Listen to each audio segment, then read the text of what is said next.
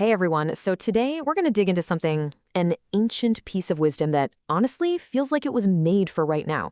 We're talking about a lost art of preparation, a way of thinking that could totally change how you and I navigate our crazy modern lives.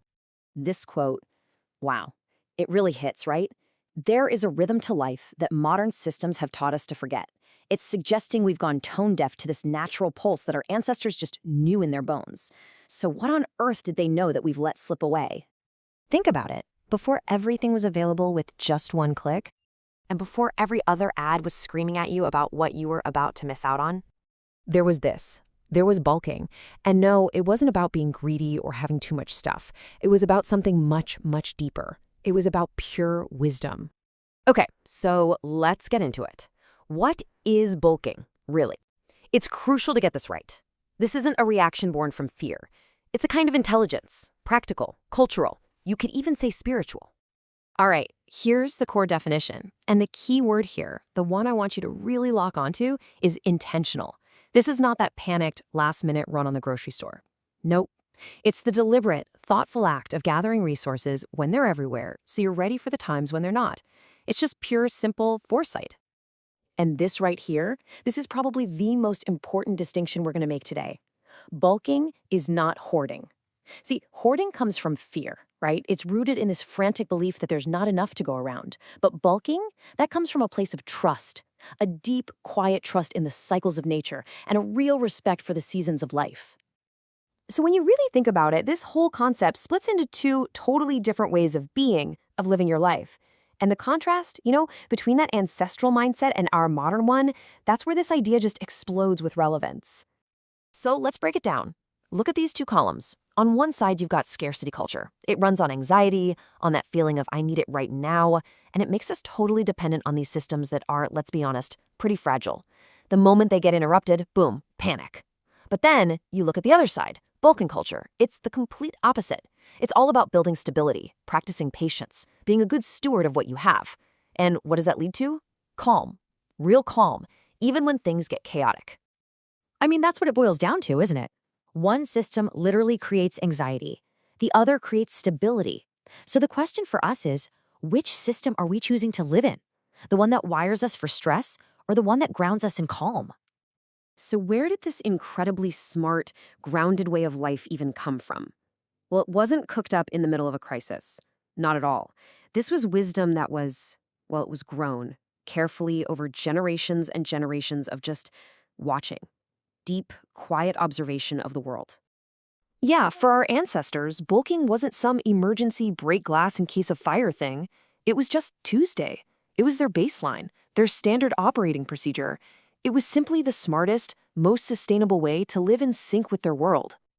And don't think for a second this was just guesswork. Their intelligence was based on hard data. I'm talking they were the original data scientists of the natural world, for real. They watched weather patterns like hawks, they knew the soil inside and out, they tracked migration cycles, and they were so in tune with their own bodies, they knew exactly what they'd need through every single season. And it was all about honoring the full cycle.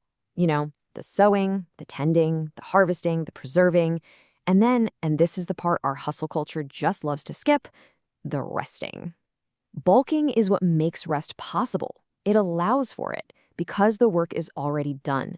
It's the ultimate burnout prevention plan because it respects every single phase of the process. Okay, I can hear you thinking, this is cool ancient history, but what does it have to do with me and my life right now? I get it. But here's the thing. It turns out you can bulk way, way more than just food. Just think about it for a second.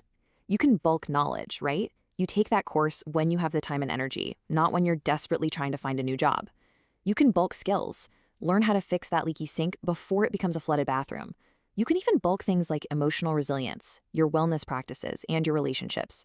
You invest time in your friends when life is good, so that support system is rock solid when things get tough. It's all about building up those reserves in every part of your life. And that really brings us to the big question for you for today. Take a look at your life. What is abundant for you right now? Maybe it's time. Maybe it's money or energy. Maybe it's a specific skill.